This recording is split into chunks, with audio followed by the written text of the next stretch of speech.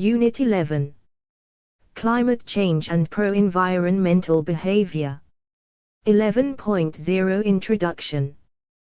Climate change is recognized as one of the top threats to global health in the 21st century. The impact of climate change on mental health results in stress for individuals and communities. The physical, social and mental health consequences of the climatic events are well documented in literature, ranging from stress and distress symptoms to clinical disorders, including depression, anxiety, and post-traumatic stress disorder. Marginalized groups and individuals with pre-existing mental illness may be particularly vulnerable to the threat of climate change, as it can cause significant psychological and emotional distress. The messages in the media, and information given by scholars, researchers and government, regarding important topics of global warming and climate change also influences people's perception regarding them. Therefore, to reduce the physical, mental, societal risks and projected consequences of climate change, the attribution and exposure of information regarding climate change needs to be changed. Climate change might be seen as compelling and overwhelming, however, the response is denial and avoidance. A lack of understanding regarding climate change and its implications for human health can result in behaviors marked by indifference and continuation of actions that worsen climate change. So, adaptation measures focusing on the psychosocial impacts of climate change should be considered. The next sections of the unit will help to understand, explain, and predict behaviors that benefit the natural environment. But each person has his/her reasons why they behave the way they do.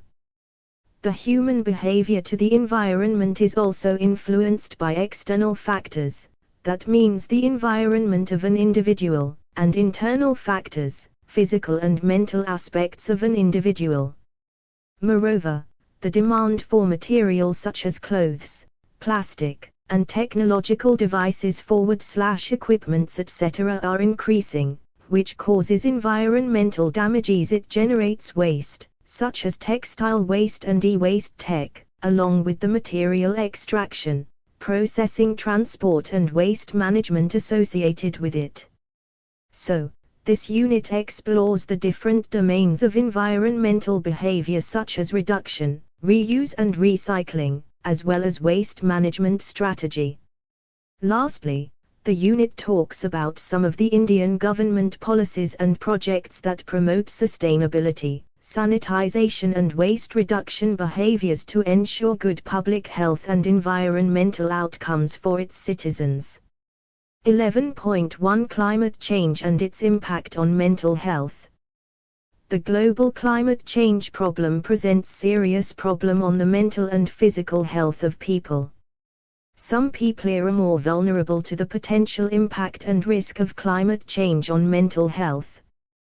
There are communities and people that are more vulnerable to such events than other communities and people. These include vulnerable groups like children, refugees, and indigenous groups, marginalized sections of society, older adults, the chronically ill, people with disability, pregnant and postpartum women, people with mental illness, and those with lower socioeconomic status. Thus, climate change and mental health is one of the most nascent topics within the climate change and global warming health research, as very few studies discuss the risks and impacts of a changing climate on psychosocial health. Middleton et al., 2020, Burkitt et al., 2018, Dollard and Katusk, 2010. The more temperature shifts from optimum levels, the more there will be groups that cannot cope, and such extreme weather conditions can lead to post-traumatic stress disorder, PTSD, major depressive disorder, MDD, anxiety, depression, complicated grief, survivor guilt, vicarious trauma, recovery fatigue, substance abuse, and suicidal ideation. Incremental climate changes, such as rising temperatures, rising sea levels, and drought, can change natural settings, disrupt food and water resources, change agricultural conditions, change land use and habitation, weaken infrastructure and result in monetary problems, and personal and social relationship stress, increase risks of violence and aggression, and displacement of entire communities. Thus, when people are exposed to climate change, they experience constant uncertainty, anxiety, loss, disruption, displacement, and fear even before a disaster has even occurred. Climate change negatively impacts mental health and well-being with unequal distribution within and among communities. The primary threats of a changing climate and global warming can also incite hopelessness, powerlessness and helplessness, as actions to address the constant problem of climate change seem vague or insignificant in comparison to the scale and magnitude of the threats. Littlemore, 2019. However, there is a silver lining as well, as these same disastrous circumstances may also result in resilience, altruism, sympathy, optimism, and foster a sense of meaning and personal growth as people come together to rebuild and console amongst the confusion, chaos and loss of a changing climate. A striking example is the traditional native populations or farmers. Albrecht, 2019. Different studies have considered the effect of climate change on native communities and highlighted aspects of weakness and resilience. Among these populations, the older adults are a clear example of difficulty in readaptation. Furthermore, climate change augments existing inequalities, rendering those most marginalized at greater danger to the health consequences of a changing climate. Climate change is a social determinant for mental health, especially for marginalized groups with pre-existing mental health conditions. Moreover, studies have shown negative impact on refugees and migrants, ethnic minorities, the homeless or vulnerable populations such as the developing countries like India, China, and Brazil. See Unkani et al., 2020, Michael et al., 2012. Women, refugees, migrants and families from low socioeconomic status, living in poverty, with scarce economic and social resources, reduction of social support with traumatic experiences, death or life risk, serious injury or sexual assault, and stressors might have more chances of developing new mental disorders. After climate disasters, children typically show more severe disturbances than adults, with more severity and prevalence regarding the onset of PTSD, anxiety, and depression. Galia et al., 2005. The lack of attention to the topic of climate change and mental health is often due to the challenges of attribution. Attribution in this case is the scientific association between greenhouse gas emissions and meteorological change on the one hand, and between climate change-related meteorological change and mental health effects on the other. Climate change leads to extreme weather, which further leads to frequent, intense, and complex weather events. But many of these studies tend not to connect extreme weather to a changing climate. Similarly, within the disaster mental health literature, the links between extreme weather events and mental health effects are well established. However, studies focus on mental health outcomes of specific hazard events, which positions each hazard as an isolated incident rather than connecting it to the problem or the impact of climate change. Thus, the risk of overlooking or minimizing the role of climate change within these hazardous events is a major cause that creates a sensitive culture of emergency response that inhibits appropriate and effective adaptation planning and preparation for complex emergencies that a changing climate can create. Recent studies show that people often go through eco-anxiety, which is an experience where they feel loss, helplessness, powerlessness, and frustration caused by their inability to cope with climate change. Hickman, 2020. People with eco-anxiety may also experience feelings of uncertainty, unpredictability and anticipation of the unknown regarding climate change. This leads to a psychological distance, a perception of distance, when a climatic event occurs as near or far, at a temporal, spatial, and social level. In response to growing stress and eco-anxiety related to the changing climatic conditions and various types of biosphere concern, clinical psychologists and therapists are establishing a new field of treatment, termed ecop psychology, Frumkin, 2012. It is important that social workers, doctors, therapists and people in medical field to empower children, adults and patients to accept their own helplessness and powerlessness. For example, when it starts raining, some patients have episodes of anxiety, stress and feeling of sadness because they think of the past flooding with fear of losing the house or maybe a death of a loved one due to the flood. Thus, ecological grief is recorded, which refers to the grief and anxiety related to trauma they have experienced due to the climatic condition. Consolo and Landman, 2017. These new terms are emerging from recent observations due to the risk, impact and power that climate change has on mental health and on well-being of people. It will certainly take time and further studies in order to identify these new diseases and disorders. The DSM-5 and ICD-10 offer no specific references to mental disorders related to climate change. The chapter Other Conditions that may be a focus of clinical attention in the DSM-5 contains the section Economic Problems where the following conditions are listed: lack of adequate food or safe drinking water, extreme poverty, low income, insufficient social insurance, or welfare support. See Unkani et al., 2020. In the section Problems related to other psychosocial, personal and environmental circumstances, the following conditions are listed: exposure to disaster, war, or other hostilities. Acting on the health consequences of climate change requires actions rooted in both mitigation and adaptation at all levels, from global, national, state to local, and from all sectors and individuals. Climate change mitigation refers to primary efforts to reduce greenhouse gas emissions and enhance carbon drops to slow the speed, scale, and magnitude of climate change. Key climate change mitigation priorities include: 1. Reducing energy demand, through reduced consumption and increased energy efficiency. 2. A swift and equitable transition from fossil fuels to renewable energy. 3. Reducing emissions from agriculture and forestry. And 4.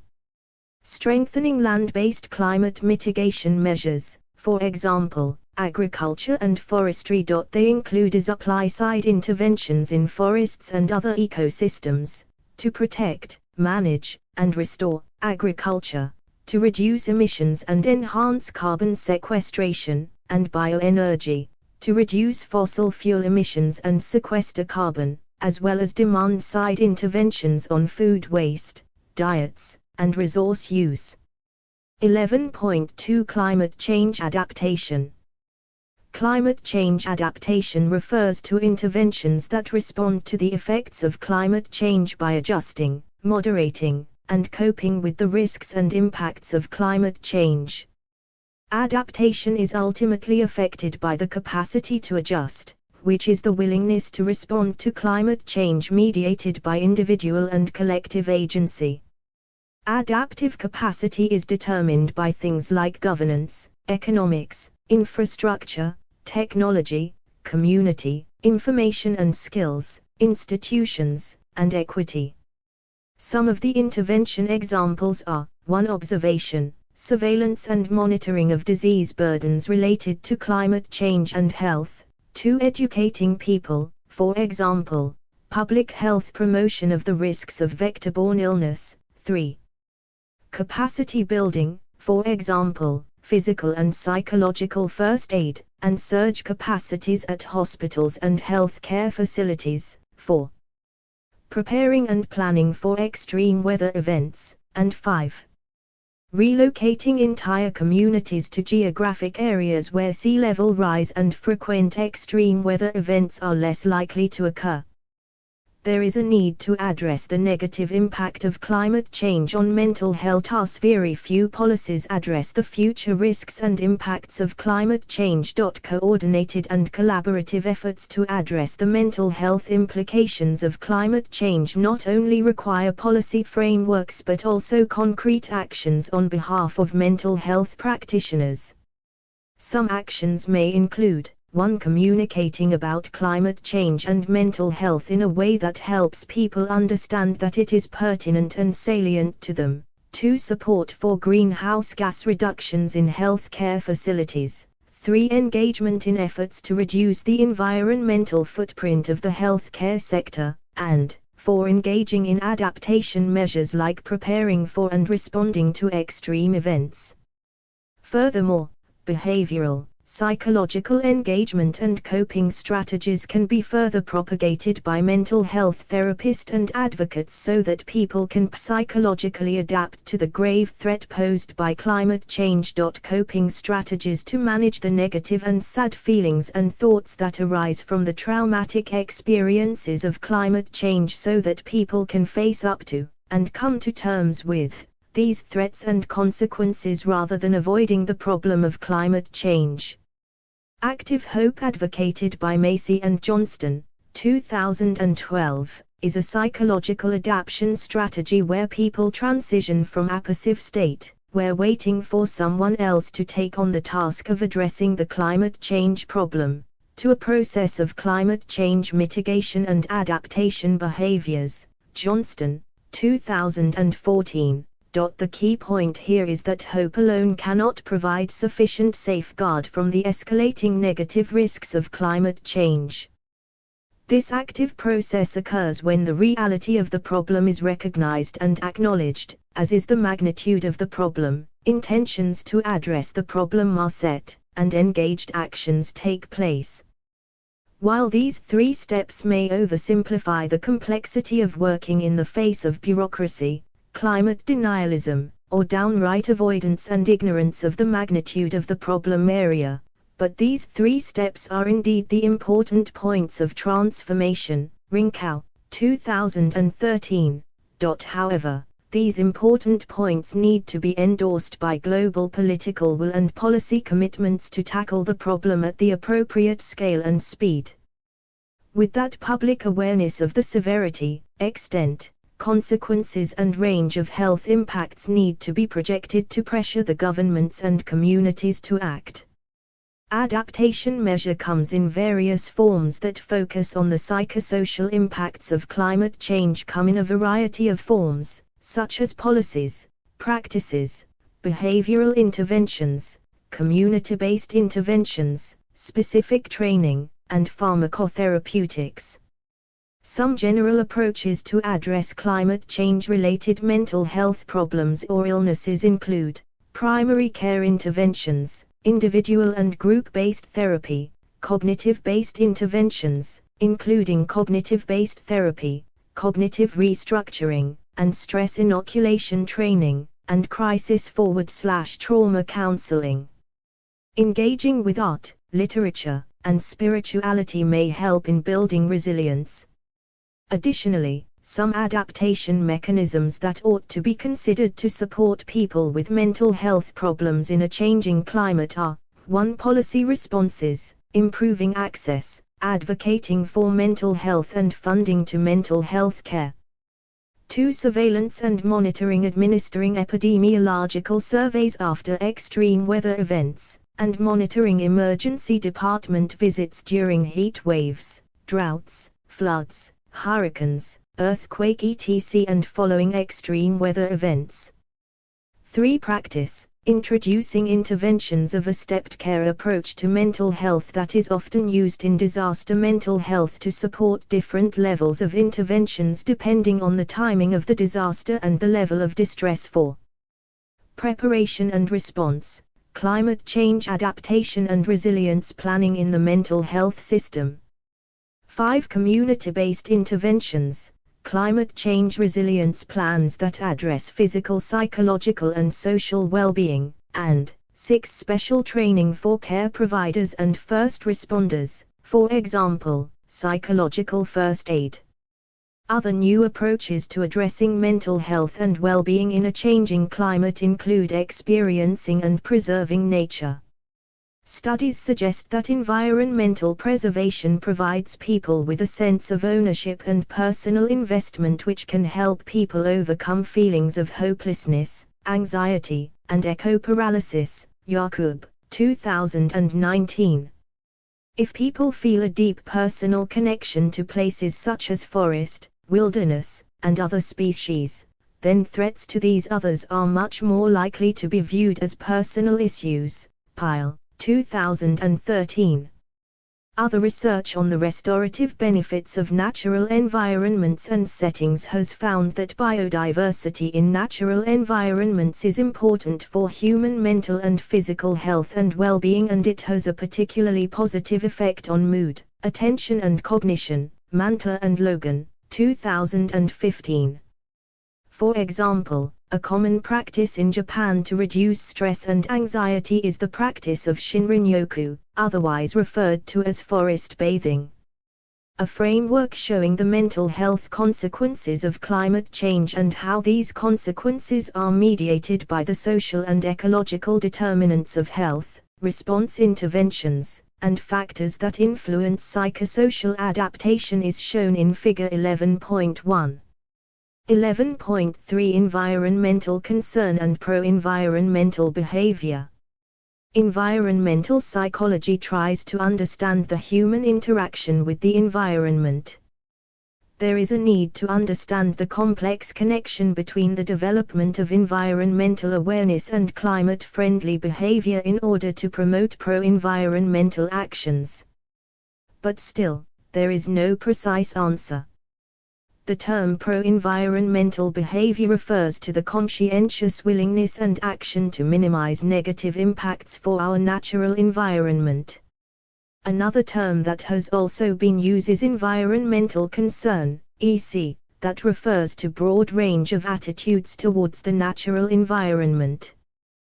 The environmental concern not only consists of attitudes towards the environment and environmental problems, but also how people perceive their own level of environmental behavior, and or the behavior of others. Long-established theories have been claiming a simple behavior pattern to the principle the more you know the more you do, as seen in Figure 11.2.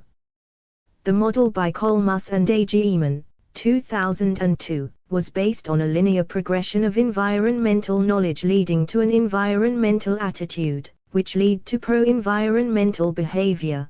Kolmus and Agyeman, 2002. These models from the early 1970s were soon heavily criticized, as research showed that increases in knowledge and perception did not lead to pro-environmental behavior. Changing behavior is a more difficult and complicated process, and different research have tried to explore in more depth about the relevant behavioral shifting factors. They focus and deal with the wide variety of interaction patterns between the environment and human, which has been explained further in this unit. 11.3.1 Model by Kolmus and Agyeman. There have been several attempts to develop a complete and meaningful framework of factors influencing environmental behavior. However, it is a debatable topic, and researchers have concluded that combining all potential factors is impossible to bring together into one framework. However, model explaining the summary of influential environmental behavior factors was developed by Kolmus and Agyeman, 2002, in the Figure 11.3. The internal factors constitute motivation, which is the most important driver for behavior. Motives can be divided into primary and selective motives. In an environmental context, primary motives are usually oppressed by secondary motives. An example of a secondary motive is that a person could prefer driving the car than taking public transportation because the benefit perceived of traveling alone in their own private vehicle is more relaxed, selective, than becoming climate-friendly, primary. Secondly, researchers have noted that environmental knowledge and awareness is not a guarantee for pro-environmental behavior. However, It is assumed that in order to act consciously, people need to have a basic understanding. Thirdly, attitudes are characterized by positive or negative thoughts towards something. However, positive attitudes towards our environment are found to have only small impacts on behavior, as it is expected that a positive attitude might only turn into positive actions if the cost of lifestyle change is low. Moreover, values are closely linked to attitudes and are mostly responsible for our intrinsic motivation. People usually adapt, modify or change their values from their immediate surrounding due to their experiences. So, pro-environmental discussions with family and friends might form pro-environmental behavior, sensitivity and subsequently, environmental awareness. Furthermore, emotional environmental involvement refers to the emotional link between a person and the environment. Greater emotional involvement is supposed to lead to pro-environmental actions. Additionally, the locus of control is the conviction of a person to what extent his or her actions can bring a change. People with a stronger external locus of control in comparison to their internal locus of control are less confident about their own change potential and expect others to deal with it. Lastly, responsibilities and priorities are evaluated based on attitudes, values and control beliefs. If environmental implications are in line with these factors, pro-environmental behaviors are more likely to be considered. The external factors such as the institutional factors are responsible for providing a suitable infrastructure for a positive behavioral adaptation. If an environmentally aware person is not given the chance and tools to act accordingly to their attitude, then pro-environmental behavior will most unlikely to happen. For example, if there are no trash cans in the park and streets, then it is likely that people will litter in the park or streets. Secondly, economic factors have a strong influence as lower-priced alternatives are mostly preferred, but when some companies started the paper bag policy, then it resulted in waste reduction behavior. Lastly, social and cultural factors also play an important role in environmental behavior. It is suggested that in countries where natural resources are rare and the population is dense, people tend to act more climate-friendly. Lastly, demographic variables such as age, income, gender play a role in determining the environmental behavior, as higher education is believed to foster pro-environmental behavior. 11.3.2 Theory of planned behavior. Another theory that predicts pro-environmental behavior is theory of planned behavior. Many researchers have tried to explain the gap between attitude and behavior, but a theory of planned action offered by Achen and Fishbein, 1980, argues that attitudes do not determine behavior directly, rather they influence behavioral intentions, which then helps to shape our actions. Intentions are not only influenced by attitudes but also by social forward/normative pressure. Thus, the ultimate determinants for any behavior are the behavioral beliefs concerning its consequences and normative beliefs concerning the prescriptions of others. Achen and Fishbein, 1980. As shown in the figure 11.4, intentions are shaped by three determinants that are attitudes, subjective norms, and perceived behavioral control. Connor and Abraham, 2001. Attitude refers to the degree to which a person has a favorable or unfavorable assessment of the behavior. They give an indication of how to frame the decisional problem, the relevant behavioral alternatives and personally relevant consequences associated with these alternatives. Furthermore, subjective norms are beliefs regarding whether significant others think an individual should engage in the behavior or not. People can be influenced by their emotions and by their values. These emotions are considered functional, as they might discourage similar behavior in the future. Moreover, motivation is an important fact in the theory of planned behavior, and it is situated within the perceived behavioral control, PBC. This determinant refers to the perception of the acceptance or difficulty of performing the behavior, Zen, 1991. The PBC has shown that people's behavior is strongly influenced by their confidence and belief to implement it, Zen, 1991. PBC has an impact on the intent to act, as effort expended to successfully perform an intention is likely to increase with greater PBC. Furthermore, PBC may reflect the actual control of an individual. However, several authors, Zen and Fishbein, 1973, Kolmus and A. Gieman, 2002, have commented that the theory of planned behavior, TPB, is not complete and fails to adequately consider other determinants. In addition, the TPB model identifies beliefs that are underlying attitudes, the behavioral beliefs, and argues that attitudes can be seen as an evaluative summary based upon these beliefs. White, Terry, Troop, and Rempel, 2007, Petty and Krosnick, 2014. As a result, single attitude scores cannot adequately represent all these beliefs and thus cannot predict behavior accurately. Zen and Fishbein, 1973, Box 11.1 explains the discrepancy between attitude and behavior. For these reasons, belief-based determinants and other determinants might influence the intention to act. Box 11.1, Environmental attitude versus environmental behavior. Behavior is not directly determined by attitudes but influenced by intentions which do affect our behavior.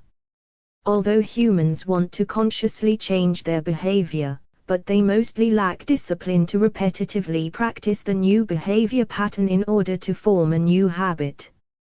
To explain this gap between attitude and behavior, Rajaki, 1982, determined 4 exemplary reasons for the discrepancy between environmental attitude and the corresponding actions. 1. Direct versus indirect experience. Direct experience means that whether the effect is seen immediately and has a stronger impact on a person's behavior than an indirect experience. An improving environmental change cannot be experienced instantly during a pro-environmental action, which widens the gap between attitude and behavior.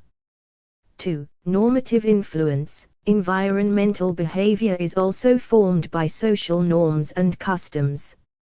For individuals who are part of a culture where they live an unsustainable lifestyle might result and contribute negatively to the environment. 3. Temporal discrepancy. Attitudes might change over time, so when the collection of behavior data and attitude data lie far apart in time, results can become inconsistent. 4. Attitude behavior measurement. Often the measured attitude is broader in scope than measured actions, which leads to larger discrepancies in results. Research is most attitudinally based, which pushes behavior in the background and leads to deviation. The gap between a positive environmental attitude and a translation into actual behavior can be filled with right information, research, accessibility and effectiveness. The information must be properly received, processed and believed. For example, people make their choice based on individual necessities instead of collective needs. So, a person might choose to visit his family through a plane or personal automobile than a train. So, there is a stronger desire to visit family in the shortest span of time than act on the need to be climate friendly. Thus, environmentally conscious behavior does not become a social standard with which individuals can identify, until and unless their attitudes translate into actions. 11.4 Waste management. There are a lot of materials in the environment which exceed the balance of their production and destruction, which eventually leads to the deterioration in the environment.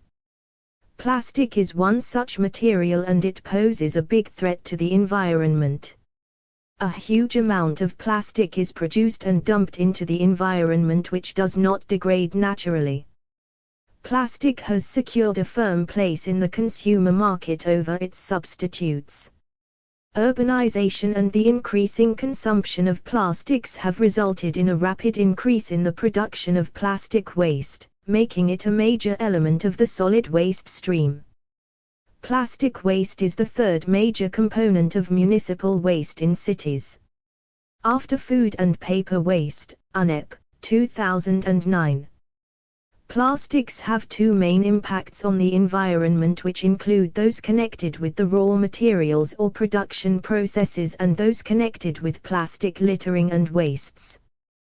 There has been a remarkable increase in plastic usage globally during the last decade, putting pressure on the source of raw materials and the environment. Recently, the magnitude of plastic use presents a major challenge to city authorities as they are responsible for solid waste management and sanitation. At present, the management of waste plastics is a major environmental issue. Numerous strategies have been implemented for the handling of plastic waste, which includes recycling, depositing in landfill, incineration, microbial degradation and conversion into useful materials. However, recycling of plastic is a costly and tedious practice because of the collection, organizing and handling of waste plastics.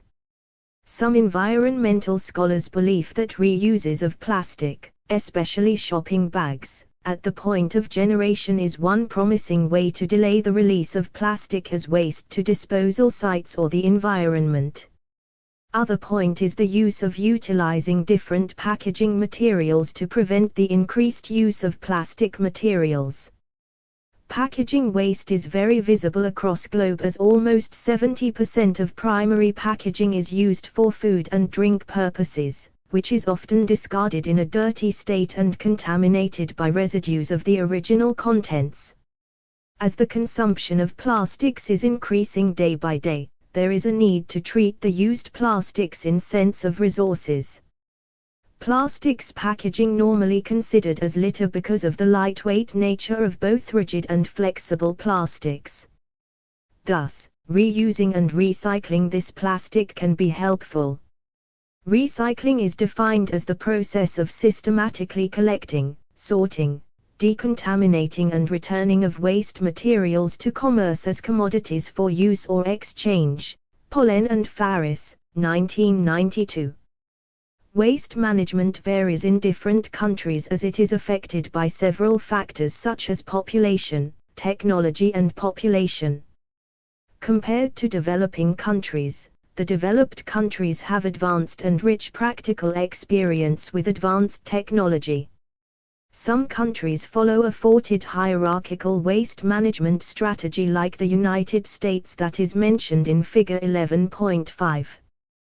With the expansion of cities and growth of human population, the availability of land for waste disposal is decreasing. Serious problems including groundwater contamination, soil and air pollution have caused uncontrolled and unplanned dumping of waste on land in various areas of the world. Thus, sustainable waste management approaches are needed. Sustainable waste management refers to manipulating the value of material resources as much as possible by handling waste materials from source to disposal. It is vital for conservation of natural resources but also for reducing greenhouse gases and protecting the natural ecosystem. The waste hierarchy proposed by Ad Lansing in 1979, known as the Lansing's ladder, includes the following components. 1. Reduce or prevent waste arising. Waste minimization initiatives to help business and households reduce waste generated. 2. Reuse waste. Reuse waste and thus avoid energy-consuming reprocessing. 3. Recycle. Reprocess waste for further use. 4. Energy recovery, generating energy from waste by using a range of technologies. 5. Disposal, put waste in landfill site. The 3R principle, reduce, reuse and recycle, practice maximizes use of resource but also contributes to reduction of greenhouse gas emission, minimizing environmental load from landfill and incineration, resulting in improving economy and social well-being, etc. The 3 Rs are essential as they help to transition from the linear economy to a circular economy. Thus, it is not only about saving resources but also about sustainable development of human society and planet. A circular economy relies on 3 principles that are: 1. Design out waste and pollution. 2. Keep products, components, and materials at their highest value and in use. 3. Regenerate natural systems. In circular economy, the materials flows are divided into 2 types that are biological and technical. In biological flow, consumption occurs, and renewable energy are regenerated, and in technical cycle, technical materials are recovered and mostly restored. Figure 11.7 below shows the linear economy, where little attention is given to the social cost of waste. In circular economy, materials are reused wherever possible. 11.5 Environmental policies in India. India has also several policies over the years. Table 11.1 mentions the sanitization policies in India. Public health and sanitation are the subjects under the state list of the 7th schedule of the Indian Constitution. However, the central government in India frames policies and guidelines for sanitation and provides financial as well as capacity building support. In rural India, the accountability for provision of sanitation facilities predominantly rests with local governments, particularly the Gram Panchayat, to the extent that the state government transfers functions, funds, and functionaries to the local government. In India, with around 1/3 of the total population living in the urban areas, World Bank data, 2020, it is one of the fastest urbanizing nations, facing several issues in urban sanitation infrastructure and management. Though urban sanitation has made considerable progress, yet several city administrations are still grappling with the enormous challenge of providing improved and adequate sanitation facilities to its citizens. 11.5.1 Swachh Bharat Abhiyan. One of the most ambitious projects that has been successful in bringing difference at facility and infrastructure level is Swachh Bharat Abhiyan. Swachh Bharat Mission, i.e., Clean India Mission, a national-level initiative started by the Government of India in 2014, is a major step towards the protection of environment. India's Honourable Prime Minister, Shri Narendra Modi, ideated and initiated the Swachh Bharat Abhiyan, SBA, on the 2nd of October, 2014 on the birth anniversary of Mahatma Gandhi at Rajghat, New Delhi. This program aims at contributing towards universal cleanliness, sanitation and hygienic India. This movement has well-defined guidelines and has 2 sub-missions: the Swachh Bharat Mission, Gramin/Rural, and the Swachh Bharat Mission. The objectives of urban Swachh Bharat Abhiyan are: 1. The elimination of open defecation. 2. Eradication of manual scavenging, modern and scientific municipal solid waste management. 3. Bringing positive behavioral changes regarding healthy sanitation practices. 4. Generating awareness about sanitation and its linkage with public health and capacity augmentation for urban local bodies, ULBs, to create an enabling environment for private sector participation in capital expenditure and operation and maintenance expenditure. But all the objectives of this program can be achieved only if people are aware of this mission and have correct attitude towards basic sanitation and waste management. Cleanliness can be seen as a key to preventing diseases. An unclean environment can lead to spread of many diseases. Thus, SBA aims at preventive healthcare as it helps us maintain a clean environment and has the potential to support essential components of primary health by sustaining basic sanitation and preventing epidemics.